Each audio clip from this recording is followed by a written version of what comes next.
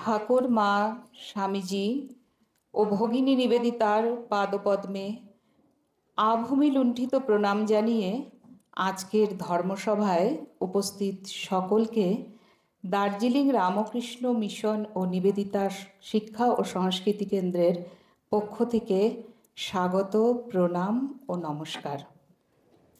আমাদের শাস্ত্র বলছেন, শান্তা মহান্ত নিবসন্তি সন্ত বসন্ত বল্লকহিতং চরন্ত তীর্ণাশয়ং ভীম ভবর্ণভঞ্জনা অহেতু নাহন্নাপি তরন্তঃ। অর্থাৎ শান্ত মহৎ সাধু ব্যক্তিরা বসন্ত ঋতুর মতোই স্বভাবতই লোককল্যাণের রত থেকে এ জগতে বাস করেন। তাঁরা স্বয়ং ভয়ঙ্কর ভবসমুদ্র পার হয়েছেন আর অন্যদেরও পার করাচ্ছেন। আজ আমাদের পরম সৌভাগ্য এই রকম একজন গুরু শ্রীমৎ স্বামী বিমলাত্মানন্দ মহারাজজিকে আমাদের ধর্মসভায় পেয়েছি।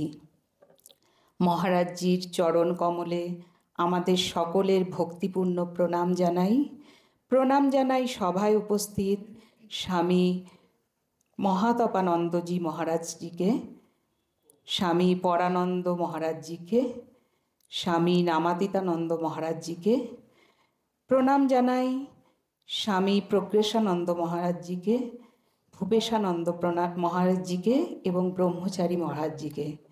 আমি পূজনীয় মহারাজ স্বামী মহাতপানন্দজিকে অনুরোধ করব গুরু মহারাজজিকে মঞ্চে নিয়ে আসার জন্যে। আমি স্বামী প্রজ্ঞেশানন্দ মহারাজজি, স্বামী পরানন্দ মহারাজজি এবং ব্রহ্মচারী মহারাজজিকেও মঞ্চে আসার জন্যে অনুরোধ জানাচ্ছি। আমি গুরু মহারাজজিকে আবারও ভক্তিপূর্ণ প্রণাম জানিয়ে অনুরোধ করছি প্রদীপ প্রজ্বলিত করে আজকের ধর্মসভার উদ্বোধন করতে, এবং সঙ্গে আমাদের নিবেদিতা মিউজিক স্কুলের ছাত্রছাত্রীদের অনুরোধ করছি প্রদীপ প্রজ্বলন মন্ত্রগীতের জন্যে।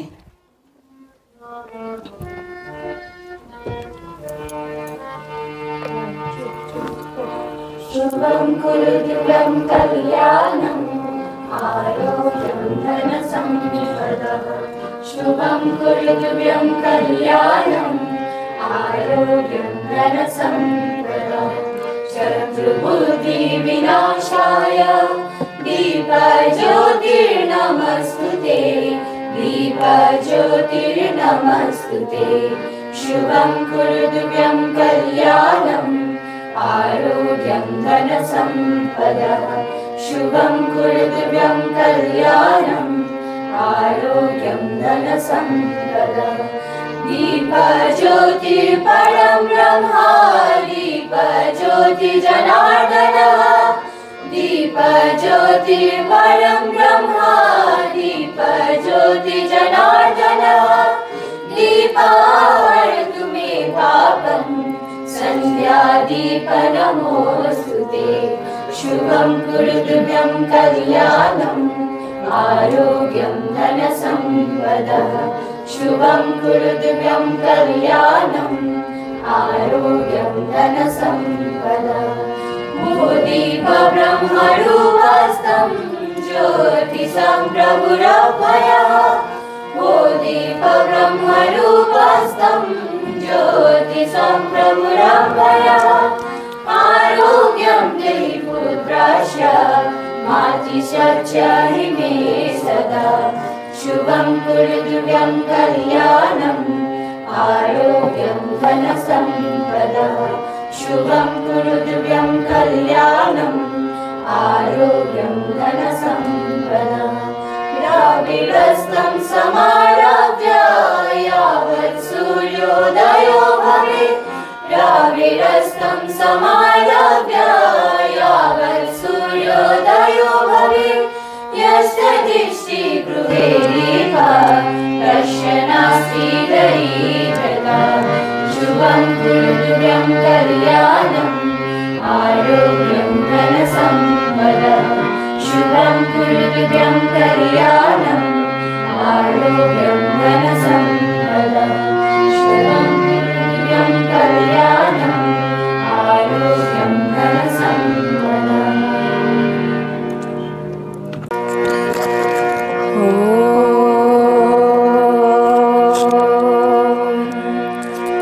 श्रीगुरुभ्यो नमः। हरि ओम्। गणानां त्वा गणपतिगं हवामहे कविं कवीनामुपमश्रवश्रमं ज्येष्ठराजं ब्रह्मणं ब्रह्मणस्पत नः महागणपतये नमः। प्रणो देवी सरस्वती वाजेर्वाचिरीवती धिनामावित्र्यवतु आनो दिवा बृहतः पर्वताः सरस्वती यजता गन्तु यज्ञं वाग्देव्यै नमः। ॐ सहना भवतु सहनौ भुनक्तु सह वीर्यं कर्वावहै तेजस्विनावधीतमस्तु मा विद्विषावहै।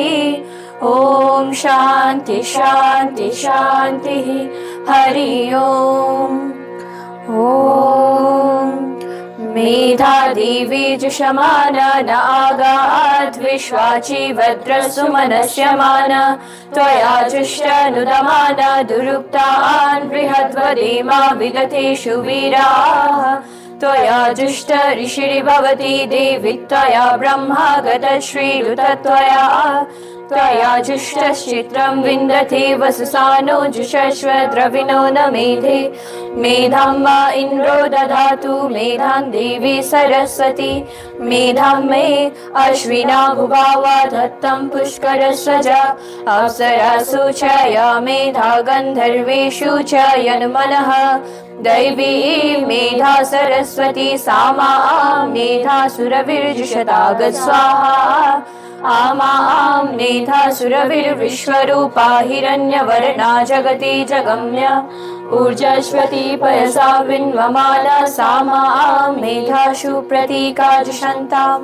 मयि मेधां मयि प्रजां मयि अग्निस्तेजो दधातु मयि मेधां मयि प्रजां मयि इन्द्रियं दधातु मयि मेधां मयि प्रजां मयि सूर्यो भ्राजो दधातु। ॐ हंस हंसाय विद्महे परमहंसाय धीमहि तन्नो हंस प्रचोदयात्। ॐ शान्ति शान्ति शान्तिः। हरि ओम्। বিবেক চূড়ামণির ৩৫ নম্বর শ্লোকে বলা হয়েছে স্বামীন নমস্তে নতলোকবন্ধ কারুণ্য সিন্ধু পতিতং ভবার্ধৌ মামুদ্ধরাত্মীয় কটাক্ষ দৃষ্টিয়া ঋজ্যাতি কারুণ্য সুধাভিবৃষ্টিয়া। প্রণতজনের বন্ধু দয়া সিন্ধু হে প্রভু, তোমার করুণামৃত বর্ষী সরল স্নিগ্ধ কৃপা কটাক্ষ দৃষ্টি দ্বারা সংসার সমুদ্রে পতিত আমাকে উদ্ধার করো। এটাই আমাদের সকলের গুরুর কাছে প্রার্থনা স্বরূপ। এখন সমবেত গুরুবন্দনা পরিবেশনায় নিবেদিতা পাঠচক্র।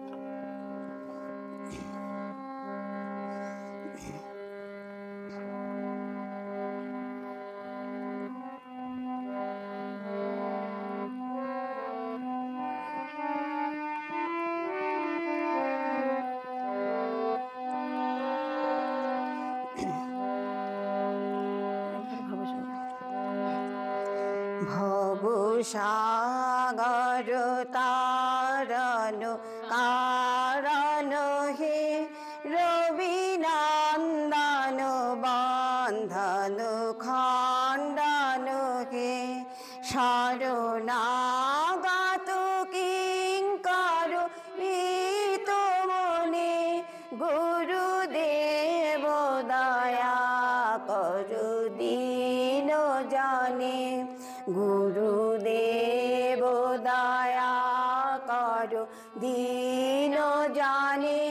গুরুদেব দয়া করো দীন জনে।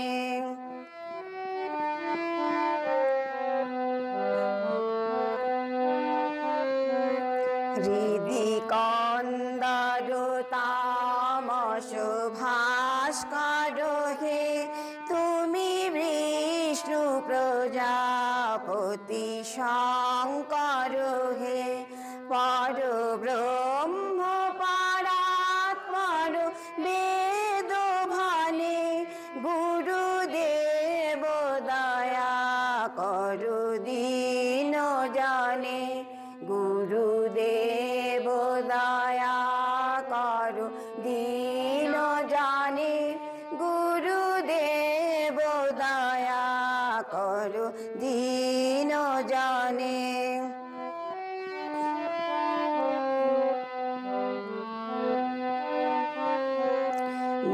মনোবারণ শাসন অঙ্কুশ হে, নরত্রাণ তরে হরি চাক্ষুষ হে। গুণগান পারায়ণ বেদ ভানে, গুরুদেব দয়া করো দীন জনে। গুরুদেব দয়া করো দীন জনে। গুরুদেব দয়া করো দীন জনে।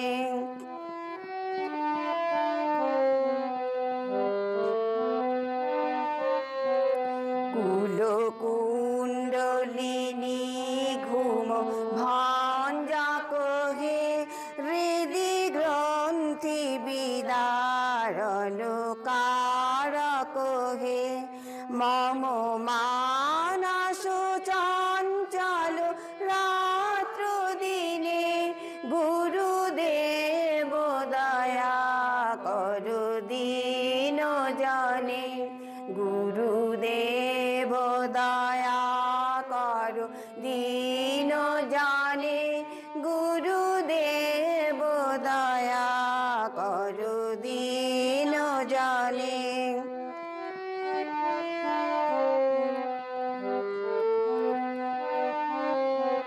রিপুষি উদান মঙ্গল নায়ক হে, সুখ শান্তি বরা ভয়দায়ক হে।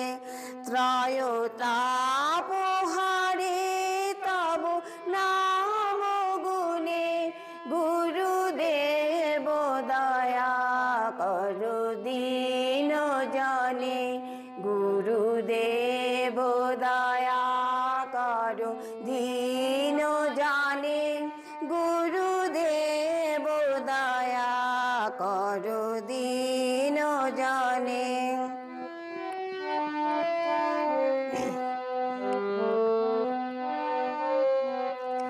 অভিমান প্রভাব বিমর্দক হে, গতিহীন জনে তুমি রক্ষক হে।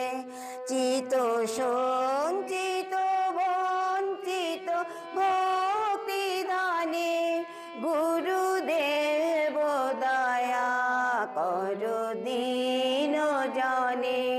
গুরুদেব দয়া করো দীন জনে।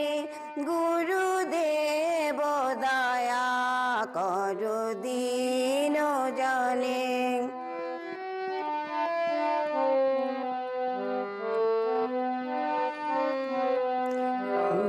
নাম সদা শুভ সাধক হে, অতীতাধম মানব পাবক হে।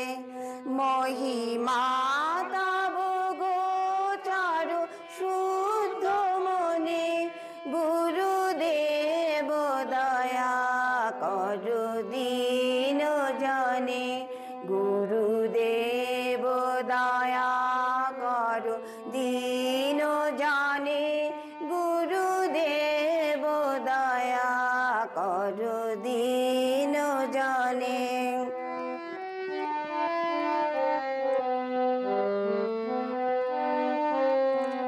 জয় সদ্গুরু ঈশ্বর পাপা কহে ভাব রোগ বিকার বিনাশ কহে মন যেন রাগে তব শ্রীচরণে গুরুদেব দয়া করু দীন জনে গুরুদেব দয়া করু দীন জনে গুরুদেব দয়া করু দীন জনে ভব সাগর তারণ কারণ হে রবিনন্দন বন্ধন খণ্ডন হে।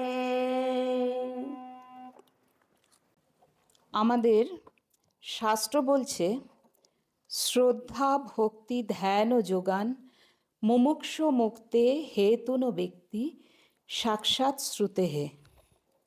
অর্থাৎ শ্রদ্ধা ভক্তি ধ্যান এই তিনটি যোগই মুক্তির প্রত্যক্ষ কারণ। তাই এখন আমরা পূজনীয় গুরু মহারাজজিকে প্রথমে ভক্তিপূর্ণ শ্রদ্ধাঞ্জলি অর্পণ করব। সকলের পক্ষ থেকে পূজনীয় স্বামী মহাতপানন্দ মহারাজজিকে অনুরোধ করব পূজনীয় গুরু মহারাজজিকে শ্রদ্ধাঞ্জলি অর্পণের জন্যে।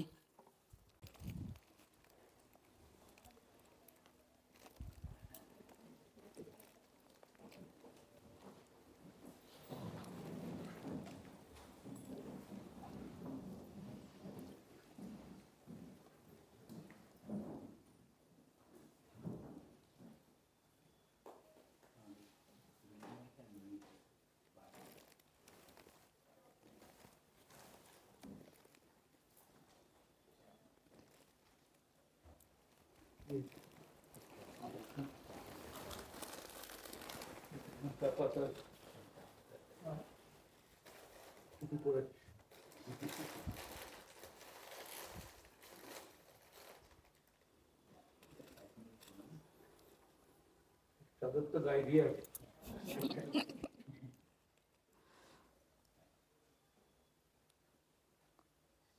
খুলতে নেই।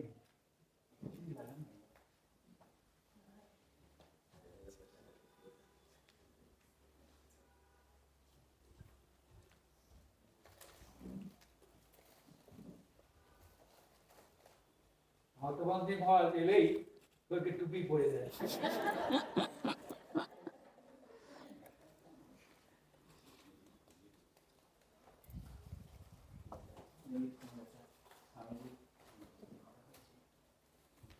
তো আগে করেছি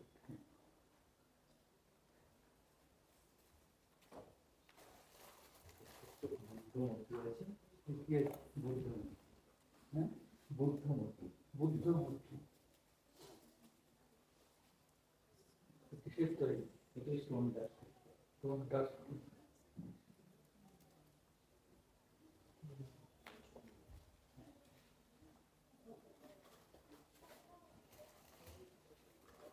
আর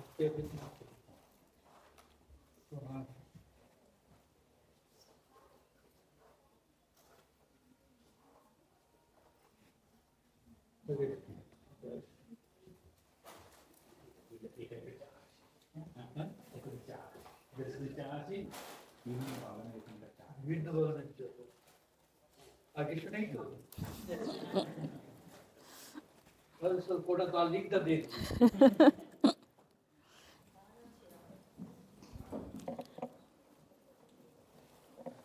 সৈকত মহারাজ আসেননি না?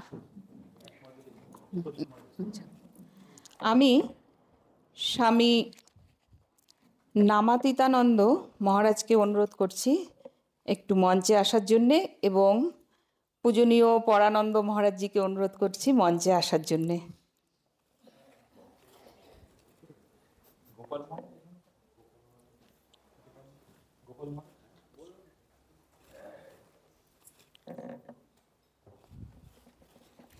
আমি স্বামী পরানন্দ মহারাজজিকে অনুরোধ করছি স্বামী প্রজ্ঞেশানন্দ মহারাজজিকে শ্রদ্ধাঞ্জলি অর্পণের জন্যে। গোপাল মহারাজ কই? হুম।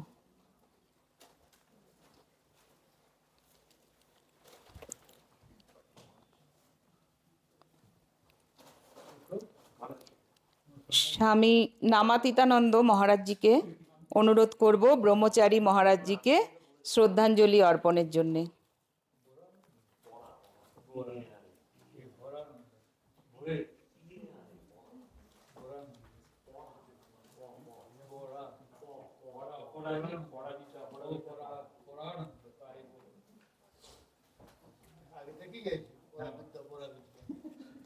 গোপাল মহারাজ তো আসলেন না।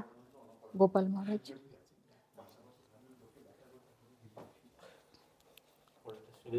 আচ্ছা, ঠিক আছে।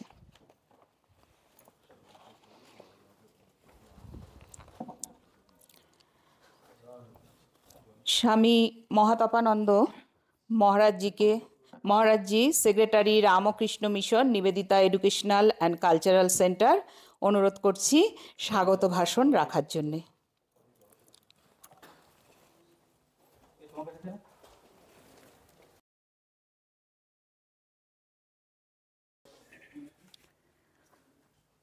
ॐ स्थापकाय च धर्मस्य सर्वधर्मस्वरूपिणे अवतारवरिष्ठाय रामकृष्णाय ते नमः। ঠাকুর মা স্বামীজির চরণে আমার ভূলণ্ডিত প্রণাম। এখানে মঞ্চে আমাদের দুটো আরও ছবি আছে, একটা হচ্ছে নিবেদিতার ছবি আছে, ভগবান বুদ্ধের ছবি আছে। দুজনকেই প্রণাম। নিবেদিতার সঙ্গে সম্পর্ক হচ্ছে ভগবান বুদ্ধের পড়াশোনা করার পরেই তারপর তিনি নেচার সায়েন্স পড়ছিলেন, প্রকৃতি বিজ্ঞান। তারপর তিনি ভগবান বুদ্ধের জীবনী পড়েন, খুব আকৃষ্ট হন। এটা হচ্ছে ভগবান বুদ্ধের সঙ্গে নিবেদিতার সম্পর্ক। আরেকটা সম্পর্ক হচ্ছে যেদিনকে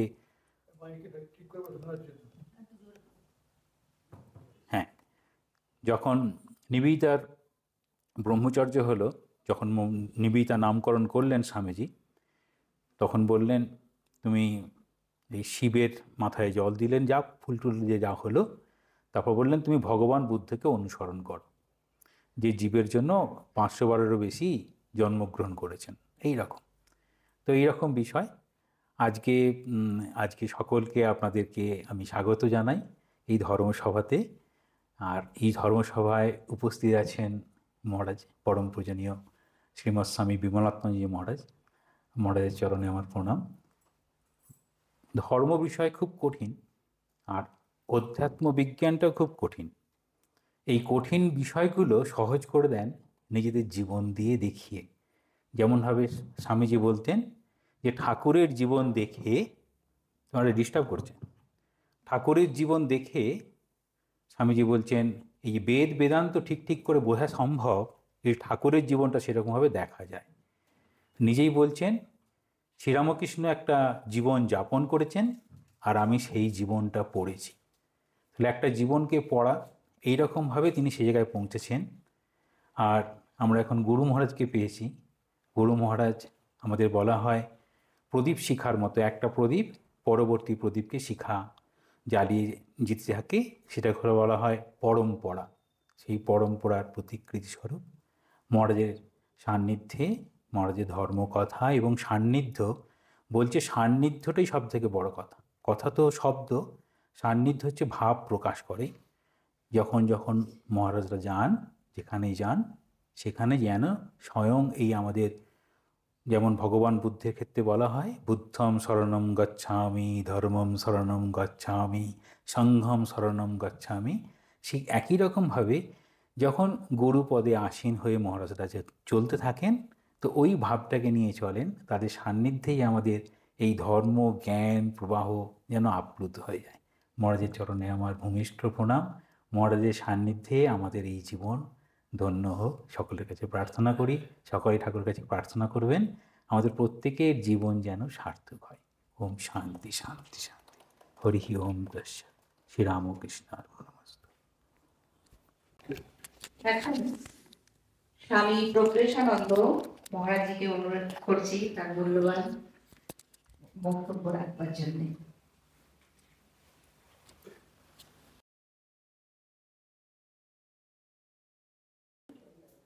ॐ निरञ्जनं नित्यम् अनन्तरूपं भक्तानुकम्पाधृतविग्रहं वै ईशावतारं परमेशमीड्यं तं रामकृष्णं शिरसा नमामः। মঞ্চে উপবিষ্ট রামকৃষ্ণ মঠ এবং রামকৃষ্ণ মিশনের সহসংঘাধ্যক্ষ পূজনীয় শ্রীমৎ স্বামী বিমলাত্মানন্দজি মহারাজকে আমার প্রণাম নিবেদন করি। আশ্রমে অবস্থানরত অন্যান্য মহারাজদেরকে আমার প্রণাম। সামনে উপবিষ্ট সুধী ভক্তমণ্ডলীকে আমার শ্রদ্ধা। গতকাল দার্জিলিংয়ে আমরা এসেছি, আমি জীবনে এই প্রথমবার দার্জিলিংয়ে এলাম। একটা কথা খুব মনে হচ্ছে, ঠাকুর বলতেন যে হিমালয় এবং সমুদ্রকে না দেখলে অনন্তের ধারণা করা যায় না।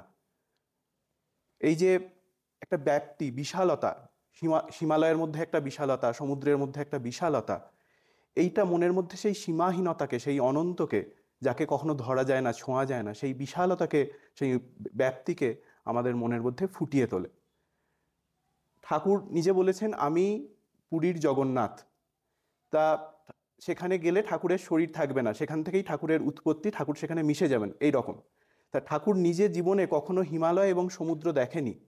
কে বলতে পারে হয়তো এই হিমালয় বা সমুদ্র দেখলে তার সেই অনন্তের উদ্দীপন হয়ে তার শরীর হয়তো চলে যেত, তাই হয়তো তিনি এখানে আসেননি। এ কথাটি আমার খুব মনে হচ্ছিল। আজ আমরা এখানে সবাই মিলে একত্রিত হয়েছি, আমাদের সবার একটা সাধারণ ভূমি রয়েছে, আমরা সবাই একই পরিবারের অন্তর্ভুক্ত, সেটা হচ্ছে শ্রীরামকৃষ্ণ পরিবার। আমরা সবাই শ্রীরামকৃষ্ণকে ইষ্ট হিসেবে মেনে নিয়েছি, শ্রীরামকৃষ্ণকে আমাদের জীবনের লক্ষ্য হিসেবে বরণ করেছি, তাই শ্রীরামকৃষ্ণের পদতলে আজ আমরা সবাই মিলিত হয়েছি। এই যে শ্রীরামকৃষ্ণকে ইষ্ট হিসেবে মেনে নেওয়া, ইষ্ট দেবতা, এই ইষ্ট দেবতা কেন, সেই নিয়ে আমি দু চার কথা আপনাদের সঙ্গে আলোচনা করতে চাই। ইষ্ট কথাটা সংস্কৃত কথা, অবশ্যই আপনারা সবাই জানেন। এটা ঈশ ধাতু থেকে, সংস্কৃতে একটা ধাতু আছে ঈশ ধাতু, সেই ধাতু থেকে এই ইষ্ট শব্দটি এসেছে। ঈশ ধাতুর দুটো রকম অর্থ হতে পারে, একটা হচ্ছে প্রিয় আর একটা হচ্ছে অভিলষিত বা অভিপ্রেত। তা শ্রীরামকৃষ্ণ একই সঙ্গে কিভাবে আমাদের প্রিয় হলেন এবং একইভাবে কেন আমাদের অভিপ্রেত, কেন তাকেই আমরা জীবনে বরণ করে নেব, সেটা আমরা এই দুটো ভাগে ভাগ করে একটু দেখব। প্রিয়, প্রথমে প্রিয়, শ্রীরামকৃষ্ণের প্রতি আমাদের প্রিয়ত্ব কেন? প্রিয়ত্ব কার প্রতি থাকে? দুটি মানুষের মধ্যে সম্পর্ক, একটা প্রিয় সম্পর্ক হতে পারে, একটা প্রীতির সম্পর্ক, সুসম্পর্ক হতে পারে। সেটা কখন হতে পারে? যখন তাদের মধ্যে একটা আত্মীয়তা গড়ে ওঠে।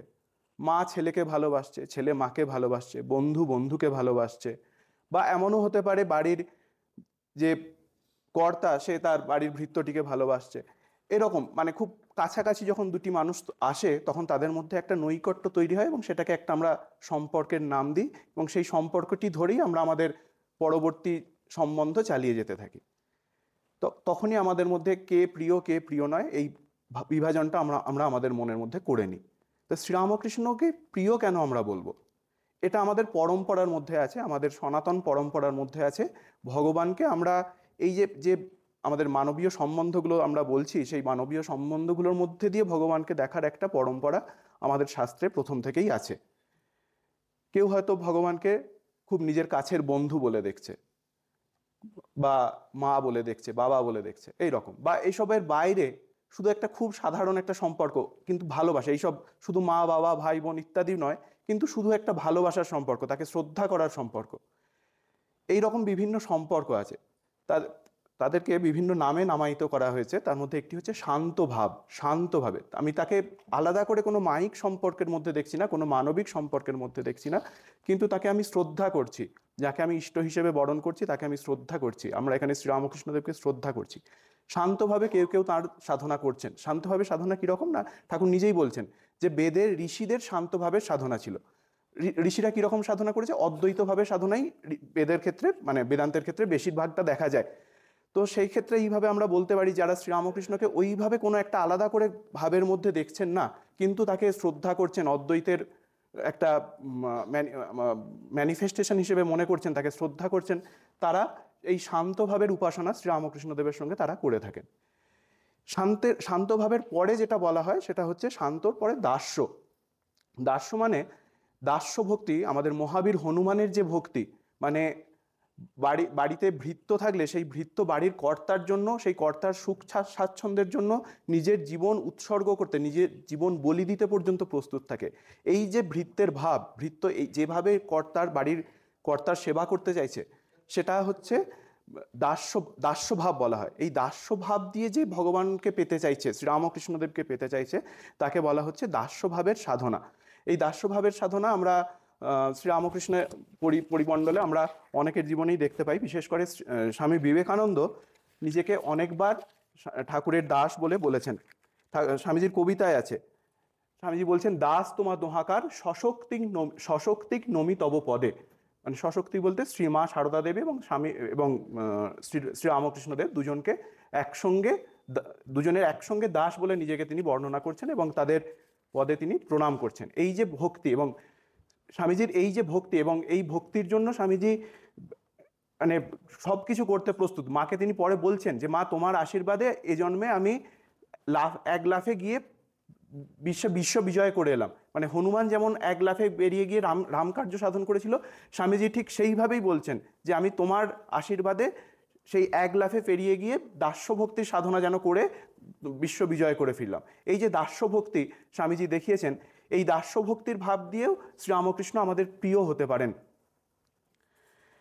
আর আছে বাৎসল্য ভাব। বাৎসল্য ভাব মানে শ্রীরামকৃষ্ণকে বা যাকে আমরা ইষ্ট বলে মনে করছি, তাকে একটি ছোট্ট শিশুর মতো মনে করা।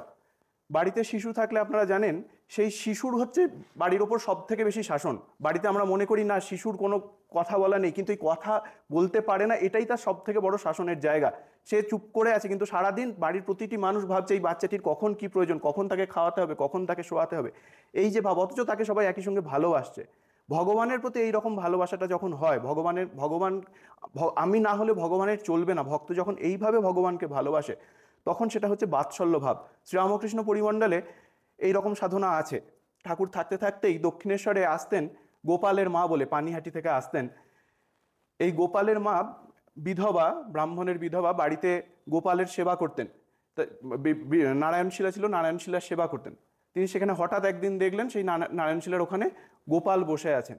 অদ্ভুত, একদম সত্যি দেখছেন রক্ত মাংসের গোপাল সেখানে বসে আছে। তার কাছে খেতে চাইছে, আবদার করছে, তাকে কাজ করতে দিচ্ছে না। বাড়ির বাচ্চা ছেলে যেরকম হয়, দুষ্টুমি করছে, তাকে শান্ত করছে, কখনো কিছু খেতে দিচ্ছে, কখনো বকছে। এই যে খুব আনন্দের সম্পর্ক, খুব ভালোবাসার সম্পর্ক, এই হচ্ছে বাৎসল্য ভাব। সেই গোপালকে নিয়ে গোপালের মা দক্ষিণেশ্বরে আসছে, দেখছে সেই গোপাল যখন আসছে, তার বুকের ওপরে তার গোপালের লাল টুকটুকে পা দুটো ঝুলছে। দেখতে দেখতে সে আসতে পারছে, একদম ভাবে বিভোর হয়ে সে আসছে। সেই গোপালকে নিয়ে তিনি যখন দক্ষিণেশ্বরে এলেন, গোপাল শ্রীরামকৃষ্ণের মধ্যে মিশে যাচ্ছেন, আবার বেরিয়ে আসছেন, আবার প্রবেশ করছেন। এই যে ভাবে ভাবনা করা, শ্রীরামকৃষ্ণকে এইভাবে ভাবা, বাড়ির একদম বাচ্চা ছেলে, এইভাবেও শ্রীরামকৃষ্ণকে ভালোবাসা যেতে পারে বা প্রিয় করে নেওয়া যেতে পারে। এইভাবে সাধনাকে বলা হচ্ছে বাৎসল্য ভাবের সাধনা। আর আছে সখ্য ভাবের সাধনা, যেটি আমরা দেখি শ্রীকৃষ্ণ এবং অর্জুনের মধ্যে। অর্জুন এবং শ্রীকৃষ্ণ পরস্পরের মিত্র ছিল, সখা ছিল। কিন্তু এই সখা মানে কি, নিজের মনের সব কিছু অকপটভাবে আরেকজনের কাছে স্বীকার করে নিতে পারা যায়। যার কাছে সে হচ্ছে আমার বন্ধু, আমি আমার সবটা তাকে বলতে পারি, আমার ভালো ওই মন্দ সে সবসময় আমার পাশে আছে, আমিও তার পাশে সবসময় আছি। এই হচ্ছে বন্ধুর সম্পর্ক। এই রকম সম্পর্ক যখন আমরা ভগবানের সঙ্গে তৈরি করতে পারি, তখন সেই ভাবকে বলা হচ্ছে সখ্য ভাবের সাধনা। এই সখ্য ভাব অর্জুন এবং শ্রীকৃষ্ণের মধ্যে হয়েছিল। তা ভগবান শ্রীরামকৃষ্ণদেবকেও একইভাবে নিজের খুব কাছের বন্ধু বলে ভাবা যেতেই পারে। আমরা আমার জীবনের সবটুকু তার চরণে নিবেদন করতে পারি, তার সঙ্গে ভাগাভাগি করে নিতে পারি, আমার ভালো মন্দ সুখ দুঃখ শ্রীরামকৃষ্ণের সঙ্গে ভাগাভাগি করে নিতে পারি। এইভাবে শ্রীরামকৃষ্ণকে আমরা সখ্যভাবের সাধ্য বলে মনে করতে পারি এবং আমি তার সাধনা করছি, ভক্ত, সখ্যভাবের ভক্ত। স্বামী বিবেকানন্দ এখানে শ্রীরামকৃষ্ণের একজন সখ্যভাবের ভক্তের একজন অনুপম উদাহরণ। তিনি নিজেই বলছেন যে এই আমাদের যে আরত্রিক স্তব হয় সেখানে আছে তস্মাৎ ত্বমেব শরণম মম দীনবন্ধো। এই যে দীনবন্ধু, আমি দীন, আমি আমার এই অপূর্ণতা রয়েছে, তুমি আমার বন্ধু, তুমি আমাকে উদ্ধার করো, এই ধরনের যে ভাব, তুমি আমার বন্ধু, তুমি আমার সবটা জানো, এই ভাবের যে সাধনা, এই হচ্ছে সখ্য ভাবের সাধনা। এই ভাবের সাধনা আমরা করতেই পারি। আর আছে মধুর ভাবের সাধনা। বলা হয় এই যে সবকটা বাকি যে আগের যে 5টা ভাব বললাম, শান্ত, দাস্য, বাৎসল্য, সখ্য, এই যেগুলো রয়েছে 4টে ভাব, এইগুলো মিলিয়ে সব মিলিয়ে হচ্ছে মধুর ভাবের সাধনা। মধুর ভাব মানে হচ্ছে প্রিয়তম বলে মনে করা। আমি ভগবানকে আমার প্রিয়তম বলে মনে করছি, তিনি আমার সব, তাকে ছাড়া আমার চলবে না, তার সুখই আমার জীবনের একমাত্র সুখ, তার প্রীতিই আমার জীবনের একমাত্র উদ্দেশ্য, তার প্রীতির নিমিত্ত আমি সব কিছু করছি। এইটা হচ্ছে মধুরভাবের সাধনা। তার ভাব, মধুরভাবের সাধনা করতে করতে এমন অবস্থায় পৌঁছানো যায় যে নিজেকে আর তার থেকে আলাদা করা যায় না, নিজেকে সেই স্বরূপেই সব সময় মনে করা যায়। মধুরভাবের সাধনার এই হচ্ছে ব্যাখ্যা। তার স্বামী বিবেকানন্দ এই তার একটি কবিতায় শ্রীরামকৃষ্ণকে এই মধুরভাবের সাধনার একটা খুব সুন্দর মানে স্তুতি করছেন। মধুরভাবের সাধনায় বলছেন, এটার ঘটনার ব্যাখ্যাটা আমি পরে বলছি। স্বামীজি বলছেন, ছেলে খেলা করি তব সনে, কভু ক্রোধ করি তোমা পরে, যেতে চাই দূরে পলাইয়ে, শিয়রে দাঁড়ায়ে তুমি রেতে, নির্বাক আনন ছলো ছলো আঁখি। এরপরেই স্বামীজি শ্রীরামকৃষ্ণকে প্রাণনাথ বলে, প্রাণসখা বলে সম্বোধন করছেন। তা এই যে ব্যাপারটা, মানে উভয়েই উভয়কে ভালোবাসছে। শুধুমাত্র যে স্বামীজি ভক্ত হয়ে শ্রীরামকৃষ্ণকে ইষ্ট ভেবে ভালোবাসছেন এরকমটি নয়, কিন্তু স্বামী বিবেকানন্দ যখন অন্য কোথাও যেতে চাইছে, এটা পওহারি বাবার কাছে যে ঘটনাটি ঘটেছিল আমরা সবাই জানি, পওহারি বাবার কাছে স্বামীজি দীক্ষিত হতে চেয়েছিলেন। ঠিক সেই সময়ে শ্রীরামকৃষ্ণদেব পরপর কয়েক রাত দর্শন দিয়ে শ্রীরামকৃষ্ণ স্বামী বিবেকানন্দকে ফিরিয়ে আনার চেষ্টা করছেন। সেটাই এখানে বলছে, শিওরে দাঁড়ায় তুমি রেতে, রাতে তুমি আমার মাথার কাছে তুমি দাঁড়িয়ে আছো। ঠাকুর তাকে ফিরিয়ে আনতে চাইছে, বাবা যাসনি, তুই ফিরে আয়। এই যে আমি শুধু তোমাকে ভালোবাসছি না, তুমিও আমাকে ভালোবাসছো। ঠাকুরও সমানভাবে তার ভক্তকে, স্বামী বিবেকানন্দকে ভালোবাসছেন। এই যে ভালোবাসাটা তৈরি হচ্ছে, এটা হচ্ছে মধুরভাবের ভালোবাসা। দুজনেই দুজনকে সমানভাবে দেখছে। স্বামী বিবেকানন্দ ঠাকুরকে যেভাবে দেখছেন, ঠাকুরও স্বামী বিবেকানন্দকে সেইভাবে দেখছেন। এই সমভাব যখন আসছে, তখন সেই সাধনাকে বলা হয় মধুরভাবের সাধনা। এইভাবেও শ্রীরামকৃষ্ণদেব আমাদের প্রিয় হয়ে উঠতে পারেন। আরেকটি আছে মাতৃভাবের সাধনা। মাতৃভাবের সাধনা এক অনুপম সাধনা। শ্রীরামকৃষ্ণদেব নিজের জীবনে এটি করে দেখিয়ে গেছেন। শ্রীরামকৃষ্ণদেব নিজে যখন সাধনা করেছেন, ভগবানকে মাতৃরূপে আরাধনা করেছেন, পেয়েছেন। তারপরে শ্রীরামকৃষ্ণদেবকে যখন তার শিষ্যেরা দেখছে, বিশেষ করে মহাপুরুষ মহারাজ তো ঠাকুরকে মা বলেই বলতেন, মনে করতেন তার মা। এই যে মনে করা, ঠাকুরকে মা মনে করতে পারা যাচ্ছে, ঠাকুরকে মা বলে আমার জীবনের, মায়ের কাছে আমরা কি করি, মায়ের কাছে আমরা আমাদের যেখানে ক্লেদ, গ্লানি, সেগুলো আমরা আমাদের মায়ের কাছে গিয়ে হালকা হতে পারি। এই যে শ্রীরামকৃষ্ণদেবকে মা বলে মনে করা, মা বলে মনে করেও তিনি আমাদের প্রিয় হতে পারেন, সেই পথ শ্রীরামকৃষ্ণের পার্শ্বদের মধ্যে আমরা দেখতে পাই এবং আমরাও তার অনুকরণ চাইলে করতে পারি। এইভাবে শ্রীরামকৃষ্ণদেব আমাদের কাছে প্রিয় হয়ে উঠতে পারেন। এরপরে আমরা আরেকটি, আমাদের দ্বিতীয় পর্যায়ে যেটা ভাবছিলাম, সেটি আমরা ভাববো, শ্রীরামকৃষ্ণ কেন আমাদের অভিলষিত বা অভিপ্রেত বা অভিলষিত আমরা কখন বলবো, মানে তাকেই আমাদের পাওয়া উচিত, তাকেই আমরা পেতে চাই, এই ব্যাপারটি যখন হবে। আমরা কাকে পেতে চাই, ইষ্ট হিসেবে কাকে পেতে চাই? আমরা আমাদের সামনে পরিচিত বিভিন্ন দেবদেবীদের রয়েছে যাদেরকে আমরা ইষ্ট হিসেবে পেতে চাই। তা শ্রীরামকৃষ্ণের মধ্যেই সেই সব দেবদেবী আছেন, সেটা আমরা একটু দেখব। আমাদের পরিচিত দেবদেবীদের মধ্যে মূলত পঞ্চদেবতার সাধনা খুব উল্লেখযোগ্য। পঞ্চদেবতা কে কে না, গণেশ, শিব, সূর্য, বিষ্ণু এবং শক্তি, এই 5 জন দেবতা। এই 5 জন দেবতাই কিভাবে শ্রীরামকৃষ্ণের সঙ্গে এক হয়েছে সেটা আমরা একটু করে দেখার চেষ্টা করব। আমরা যখন পেতে চাইছি, হয়তো কেউ আমরা গণেশকে ভালোবাসছি, কেউ শক্তিকে ভালোবাসছি, কেউ শিবকে ভালোবাসছি। তা আলাদা আলাদা করে না করে আমাদের এই সকলের সম্মিলিত, আমাদের সকলের এই পছন্দের যে দেবদেবী, তাদের সম্মিলিত রূপ শ্রীরামকৃষ্ণ। সেই শ্রীরামকৃষ্ণই কীভাবে এই আলাদা আলাদা করে প্রত্যেক দেবদেবী হলেন, বা তাদের ভাবগুলো কিভাবে শ্রীরামকৃষ্ণের মধ্যে সমাহিত রয়েছে, সেটা আমরা দেখব। প্রত্যেক দেবদেবীর মধ্যে প্রথমে বলা হয় অগ্রপূজ্য হচ্ছেন গণেশ। গণেশের কথাই আমরা প্রথমে ভাবি। গণেশ বলতেই আমরা কি মনে পড়ে না, পার্বতী প্রিয় পুত্র। গণেশের প্রণাম মন্ত্র এক জায়গায় বলা হয় পার্বতী প্রিয় পুত্র, মানে পার্বতীর প্রিয় পুত্র, মানে খুব একদম ওই যে প্রথমেই বাৎসল্য রসের কথা বললাম, ঠিক সেই রকম যেন একদম বাচ্চা একটি ছেলে, সে যেরকম মায়ের প্রতি নির্ভর করে থাকে ঠিক যেন সেরকম শ্রীরামকৃষ্ণদেবের জীবনে আমরা দেখতে পারি তিনি তার পুরো জীবনটাই মাতৃনির্ভর, জগদম্বার উপর নির্ভর করে তার জীবন পরিচালিত হয়েছে। মায়ের অবশ্যই তিনি প্রিয় পুত্র, এবং আমরা সাধক হয়ে যখন তাকে আমাদের ইষ্ট হিসেবে বা সাধ্য হিসেবে দেখব, তখনও গণেশের সঙ্গে তার মিল রয়েছে।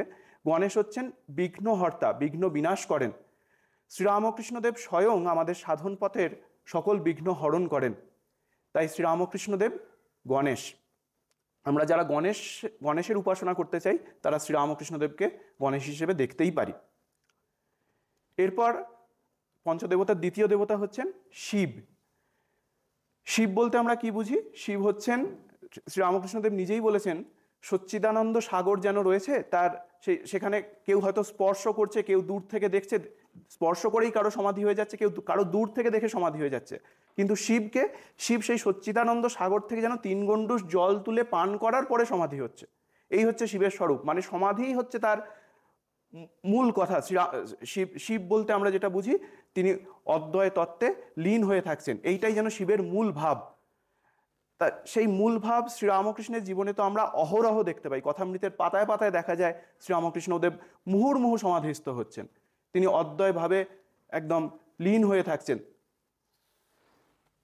আর শিব বলতে আমরা কি বুঝি? শিব হচ্ছেন মদনকে দহন করেছেন। মদন মানে কামদেব। শ্রীরামকৃষ্ণের জীবনে মানে স্বামীজির লেখা স্তোত্র থেকেই আমরা পাই, আরাত্রিক স্তব থেকেই পাই, বঞ্চন কামকাঞ্চন। এই কামকাঞ্চনকে তিনি বঞ্চন করছেন, মনের মধ্যে যে কামনা বাসনা তাকে তিনি দৃঢ়ভাবে তিরস্কৃত করছেন, তার মনের মধ্যে সেসবের কোনো স্থানই পাচ্ছে না। শিব যেমন কামদেবকে ভস্মই করে দিয়েছিলেন, শ্রীরামকৃষ্ণদেবের কাছেও যেন সেরকম এইসব তুচ্ছ হয়ে যাচ্ছে, যে জগতের যেসব বিষয়ের মধ্যে কামনা বাসনা রয়েছে তা যেন ভস্মের মতো, ছায়ের মতো তিনি পরিত্যাগ করছেন। তাই শিবের যেন শ্রীরামকৃষ্ণ স্বয়ং শিব। এছাড়া শ্রীরামকৃষ্ণদেবকে শিব হিসেবে তো দর্শন করেছেনই, মথুরবাবু দর্শন করেছেন দক্ষিণেশ্বরেই। আর আরেকটি ঘটনা আছে, লক্ষ্মীদি একবার শ্রীরামকৃষ্ণদেবকে, লক্ষ্মী দিদি ঠাকুরের ভাইজি শ্রীরামকৃষ্ণদেবকে দক্ষিণেশ্বরে শিব হিসেবে দর্শন করেছিলেন, এবং শিবের বাম ভাগে যেমন মা পার্বতী বসে থাকেন, ঠিক সেইভাবে শ্রীরামকৃষ্ণের বাম ভাগে মা সারদা দেবীকে তিনি বসে থাকতে দেখেছিলেন, এরকম একটি দর্শন আছে। তাই শ্রীরামকৃষ্ণ স্বয়ং শিব। এরপর আসি সূর্যের কথায়। সূর্য বলতে কি? সূর্য হচ্ছে তম নাশ করেন যিনি। স্বামীজি ঠাকুরের স্তোত্রে বলছেন, তুমি তম ভঞ্জন হার কথাটার মানে হচ্ছে কর্তা, এখানে হার কথাটার মানে কর্তা। তম ভঞ্জন তম ভঞ্জন করার কর্তা। আমার হৃদয়ের মধ্যে যে অন্ধকার রয়েছে তা তুমি সূর্যের সমান প্রকাশে জ্যোতির তুমি যারা জ্যোতিষ্ক বলে মনে করছি তাদেরকেও তুমি জ্যোতিদান করছো, সেই জ্যোতিদান করে তুমি আমার হৃদয়ের অন্ধকার দূর করছো, সেই হৃদয়ের অন্ধকার দূর করার কর্তা তুমিই যেন স্বয়ং সূর্য। এরপর আসি বিষ্ণুর কথায়। বিষ্ণু কীরকম না, বিষ্ণু বলতেই আমরা বুঝি পরম প্রেমিক, পুরুষোত্তম, এই হচ্ছে বিষ্ণু। শ্রীরামকৃষ্ণের আমাদের স্বামী বিবেকানন্দ ঠাকুরের কথা বলতে গিয়ে একবার আলোচনা করছেন, প্রেম কলসে কলসে ঢালে তবু না ফুরায়। মানে এটা যদিও চৈতন্যদেবের জন্য গান, তবুও এই গানটি ঠিক মানে চৈতন্যদেবের পরে যদি কারো কথা বলতে হয় শ্রীরামকৃষ্ণদেবের ক্ষেত্রে ঠিক এটা খাটে, প্রযোজ্য হয়। তাই স্বামী বিবেকানন্দ ঠাকুরকে এটা বলছেন, প্রেম কলসে কলসে ঢালে তবু না ফুরায়। ঠাকুরের মধ্যে এত প্রেম ও পাথার, তার মধ্যে এত প্রেম, তিনি প্রত্যেককে প্রেম দিয়েই চলেছেন, তারপরেও তিনি প্রেমে পূর্ণ হয়ে রয়েছেন। এই যে প্রেমিক সত্তা, এই সত্তাটি যেন বিষ্ণুর সত্তা। বিষ্ণুর আরেকটি নাম কি হলো না, মন্মথ। মানে মন্মথেরও যিনি মন মথন করেন। প্রথম মন্মথটার মানে হচ্ছে কামদেব, মনের কামনা বাসনা ইত্যাদি, তাকেও যিনি স্তব্ধ করে দেন তিনি হচ্ছেন শ্রীরামকৃষ্ণদেব বলছেন, মনের মধ্যে কামনা আসবে, বাসনা আসবে, এগুলোকে মোড় ফিরিয়ে দিতে হবে। মোড় ফেরাতে যেন একসময় এগুলো থেমে যাবে, ঠান্ডা হয়ে যাবে। এই যে তাদেরকেও থামিয়ে দেওয়া, স্তম্ভিত করে দেওয়া, এই কাজটি বিষ্ণুর মতো শ্রীরামকৃষ্ণদেব করছেন। এছাড়া ঠাকুরকে তো বিষ্ণুরূপে অনেকেই দেখেছেন, কৃষ্ণরূপে দেখেছেন। আর ঠাকুরের জন্মের আগে যেটা সবথেকে বড় প্রমাণ যে ঠাকুর স্বয়ং বিষ্ণু, ক্ষুদিরাম চট্টোপাধ্যায়ের, গদাধরের বাবা, মানে শ্রীরামকৃষ্ণদেবের বাবা যখন গয়াধামে গিয়েছিলেন তখন ভগবান বিষ্ণু স্বয়ং তাকে দর্শন দিয়ে বলেছিলেন আমি তোমার ঘরে অবতীর্ণ হব। তাই শ্রীরামকৃষ্ণদেবকে যারা বিষ্ণুর উপাসক, বিষ্ণুকে যারা ভালোবাসি, তারা শ্রীরামকৃষ্ণের মধ্যেই বিষ্ণুকে দেখতে পারি। এরপরে আসি শক্তি তত্ত্বে। শক্তি তত্ত্ব বলতে আমরা যেসব দেবীদের পূজা করি, মা কালী, মা দুর্গা ইত্যাদি, তা শ্রীরামকৃষ্ণদেবকে যখন আমরা একজন দেবী হিসেবে দেখছি, শ্রীরামকৃষ্ণকে দেবী হিসেবে অনেকে অনেকবার দেখেছে। তার মধ্যে সব থেকে বড় উদাহরণ ঘটনা হচ্ছে শ্যামপুকুর বাটিতে ঠাকুরের শিষ্যেরা সব ছিলেন, গিরিশ ঘোষ ছিল, নরেন ছিল, এরা সবাই ছিল। তখন দীপান্বিতা কালী পূজার দিনে শ্রীরামকৃষ্ণ বরাভয়কারা মূর্তিতে তাদের সামনে দণ্ডায়মান হয়েছিলেন এবং এরা তাদের শ্রীরামকৃষ্ণদেবের পায়ে জবা বিল্লদল দিয়ে পূজা করেছিলেন শক্তি হিসেবে।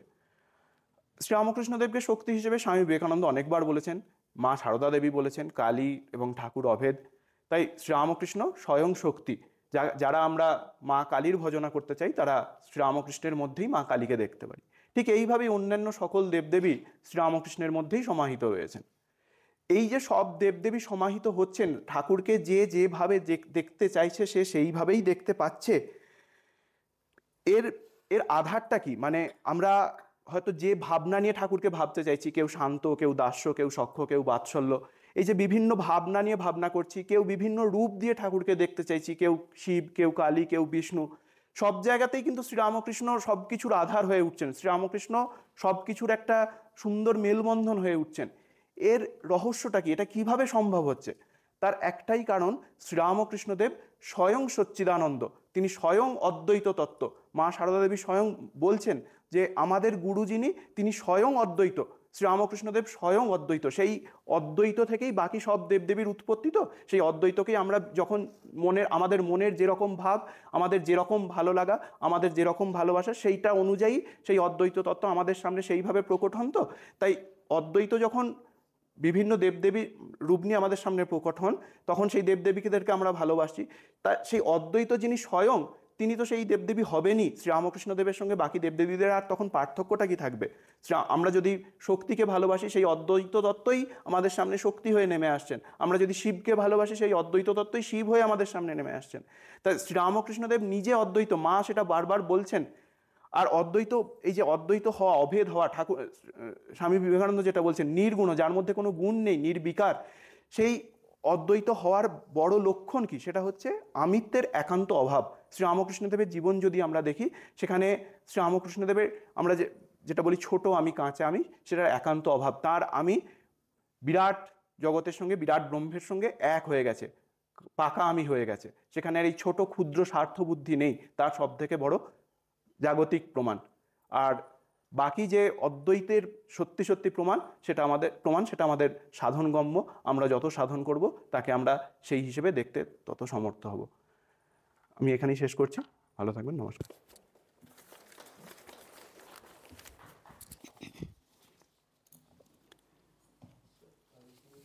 স্বামী ভূপেশানন্দ মহারাজজিকে একটু মঞ্চে আসার জন্য অনুরোধ জানাচ্ছি।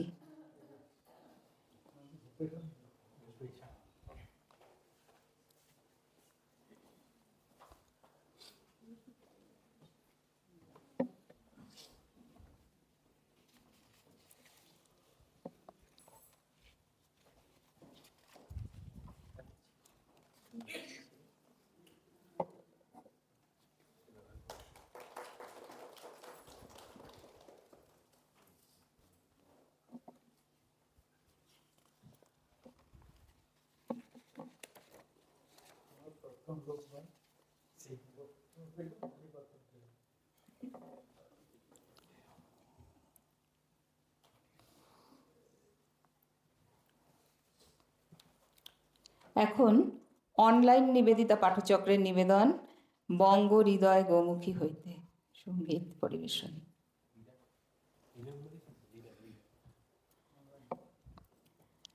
লিড করবেন সুস্মিতা সরকার ঘোষ মহাশয়া।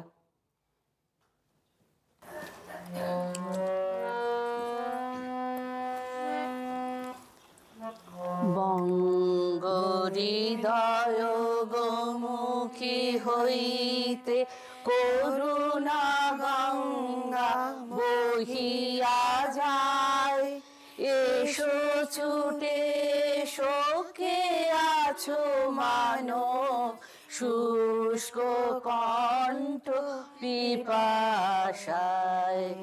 বঙ্গ হৃদয় গোমুখী হইতে করুণা গঙ্গা বহিয়া যায়। এসো ছুটে শোকে আছো মানব, শুষ্ক কণ্ঠ পিপাসায়। বঙ্গ হৃদয় গোমুখী হইতে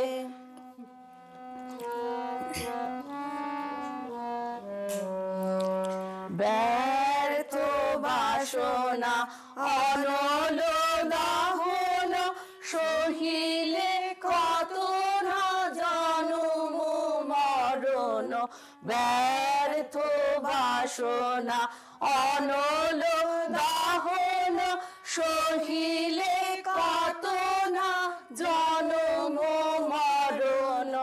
বাদে আর সাথে ছুটিতে ছুটিতে, আলে আর সাথে ছুটিতে ছুটিতে, শ্রম সলিল সিক্ত কায়। আলে আর সাথে ছুটিতে ছুটিতে, শ্রম সলিল সিক্ত কায়। স্নিগ্ধ সলিলে বারে কো ডুবিলে, স্নিগ্ধ সলিলে বারে কো ডুবিলে, সকল জালা জুড়াবে তাই। বঙ্গ হৃদয় গোমুখী হইতে করুণা গঙ্গা বহিয়া যায়। এসো ছুটে শোকে আছো মানব, শুষ্ক কণ্ঠ পিপাসায়। বঙ্গ হৃদয় গোমুখী হইতে করুণা গঙ্গা বহিয়া যায়। এসো ছুটে শোকে আছো মানব, শুষ্ক কণ্ঠ পিপাসায়। জাহ্নবী তীরে তৃষ্ণা কাতর, অন্ধ যে জন খোঁজে সরোবর। জাহ্নবী তীরে তৃষ্ণা কাতর, অন্ধ যে জন খোঁজে সরোবর। রাম কৃষ্ণ পুত গঙ্গা, রাম কৃষ্ণ পুত গঙ্গা, ব্রহ্মানন্দ সাগরে ধায়। হোক অবসান ব্যর্থ প্রয়াণ, হোক অবসান ব্যর্থ প্রয়াণ। এসো ছুটে এসো ধরি গোপায়। বঙ্গ হৃদয় গোমুখী হইতে করুণা গঙ্গা বহিয়া যায়। এসো ছুটে এসো কে আছো মানব, শুষ্ক কণ্ঠ পিপাসায়। বঙ্গ হৃদয় গোমুখী হইতে করুণা গঙ্গা বহিয়া যায়। এসো ছুটে এসো কে আছো মানব, শুষ্ক কণ্ঠ পিপাসায়। বিবেক চূড়ামণির 33 নম্বর শ্লোকে বলা হচ্ছে, ক্ষত্রিয় বিজিন কাম হতয় ব্রহ্মবৃত্তমঃ, ব্রহ্মণো পরতো শান্ত নিরিন্ধন ইবানলঃ অহেতুকো দয়া সিন্ধু বন্ধুরানো মতাম শতাম। অর্থাৎ যিনি বেদজ্ঞ, নিষ্পাপ, নিষ্কাম ব্রহ্মবিদ, যার মন বাহ্য বিষয় থেকে সরে এসে ব্রহ্মে স্থিত হয়ে আছে, যিনি ইন্ধন শূন্য জ্বলন্ত কাঠের আগুনের মতো শান্ত ও তেজস্বী, অহেতুক দয়া সিন্ধু, সজ্জন ব্যক্তিদের কল্যাণকামী বন্ধু, তিনিই গুরু। আজ আমরা এমনই একজন গুরুর সান্নিধ্যে ধন্য ও কৃতার্থ। গুরু শ্রীমৎ স্বামী বিমলাত্মানন্দ মহারাজজি সহ সংঘাধ্যক্ষ, রামকৃষ্ণ মঠ ও রামকৃষ্ণ মিশন। বর্তমানে তিনি যোগদানে স্থিত। 1973 সালের শিবরাত্রির দিনে চেরাপুঞ্জি রামকৃষ্ণ মিশনে তিনি প্রথম রামকৃষ্ণ পরিবারভুক্ত হয়ে 1974 সালে ট্রেনিং সেন্টারে যোগদান করেন এবং 1978 সালে ব্রহ্মচর্যে দীক্ষিত হন। এরপর 1992 সালে সন্ন্যাস ব্রতে দীক্ষা গ্রহণ করেন শ্রীমৎ স্বামী বীরেশ্বরানন্দজি মহারাজের কাছে। মহারাজজি 1978 সাল থেকেই রামকৃষ্ণ মঠের পঞ্চাদশ সংঘাধ্যক্ষ শ্রীমৎ স্বামী আত্মস্থানন্দজি মহারাজের সান্নিধ্যে ছিলেন এবং 1997 সালে তিনি শ্রীমৎ স্বামী আত্মস্থানন্দজি মহারাজের পার্সোনাল সেক্রেটারি পদে আসীন হয়েছিলেন এবং একটানা 2017 সাল অবধি আসীন ছিলেন। 2008 সালে মহারাজজি অছি পরিষদের সদস্য মনোনীত হন।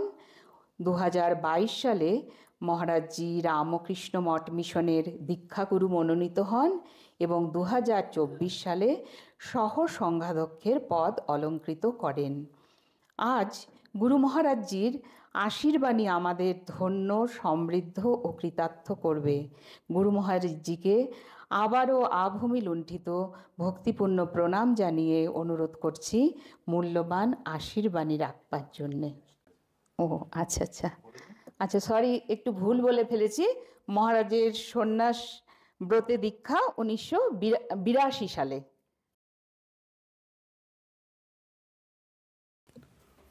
ওম জননী শারদাং দেবী রামকৃষ্ণম জগদ্গুরুম পাদপদ্মে তয় শ্রিত্বা প্রণমামি মুহুর্মুহুঃ। ঠিক আছে। প্রিয় স্বামী মহাতপানন্দজি আমাদের রামকৃষ্ণ মিশন নিবেদিতা শিক্ষা ও সংস্কৃতি কেন্দ্রের সম্পাদক এবং স্বামী প্রজ্ঞাসানন্দজি মহারাজ আমার সচিব, এবং এখানকার যারা সন্ন্যাসী রয়েছেন তারা আমার সঙ্গে যিনি এসেছেন, আমার সেবক ব্রহ্মচারী মহারাজ আর আমাদের ভক্তেরা।